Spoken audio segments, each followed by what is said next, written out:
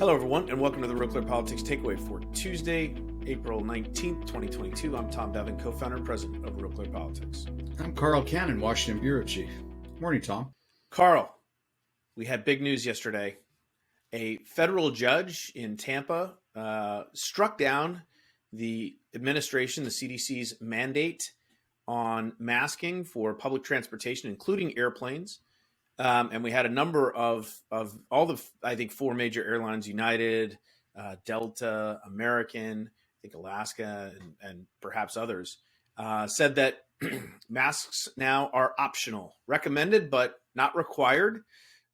We did have a couple of cities, including my very own Chicago. The mayor said that the public transit here will still be required in Chicago and New York.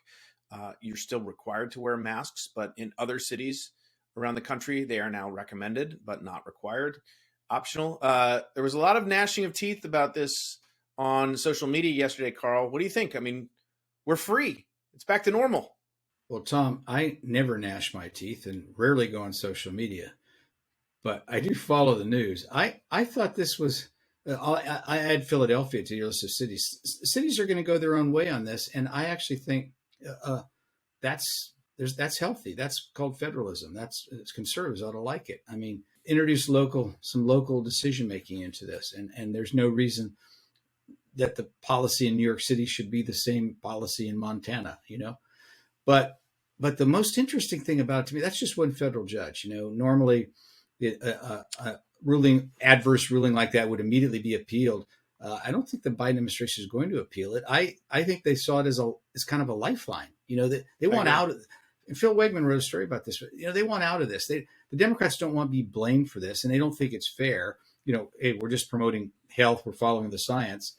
A judge ruled that the CDC didn't have the authority, that it exceeded its statutory authority. That seemed like a very sound decision.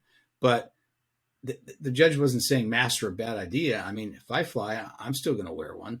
But this seems to me to be something that might help the Democrats.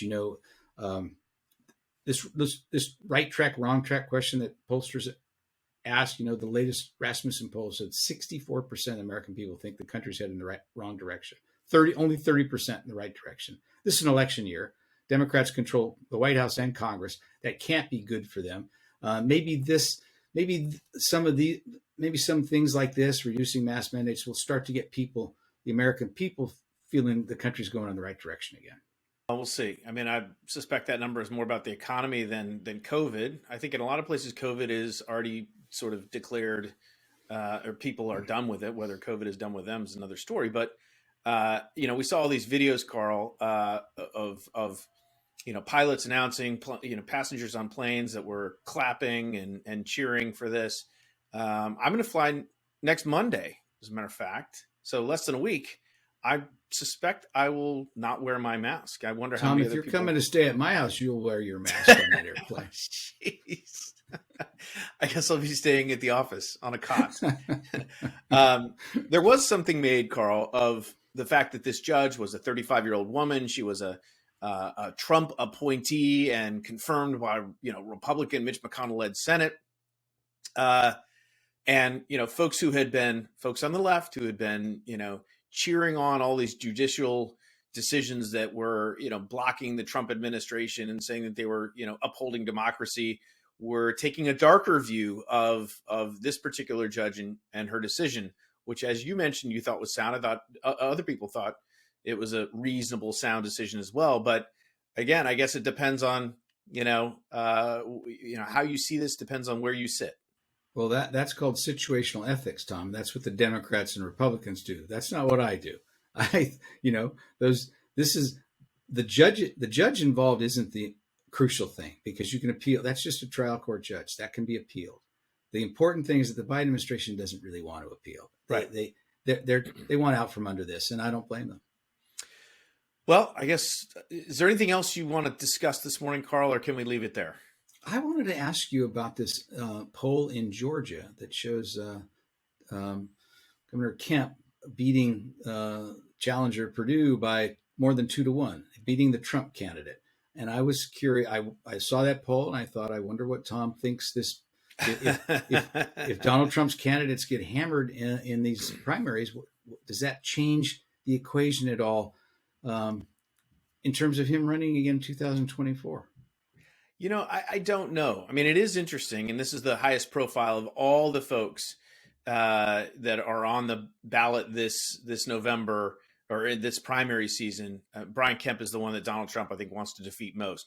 Doug Collins, who's a Trump ally, came out and said, look, we need to boost spending. We've really got to, in order to defeat him in the primary, because as you said, he's got a pretty healthy lead, and Purdue doesn't seem to be getting much, if any, traction. And this is the month. I mean, May is the month. We're going to have the first primary is going to be held, I think, in Ohio, and then we've got Pennsylvania, Georgia's coming, Missouri's another one, Arizona, and there's a lot that's going to happen in the month of May where these decisions are going to be made, and we'll see where the Republican Party is and where it's headed and how Trump's endorsed candidates fare on these ballots. But certainly in Georgia, the Trump-backed candidate seems like he is fighting very much an uphill battle at this point, and that's going to be one that's going to hurt for Donald Trump.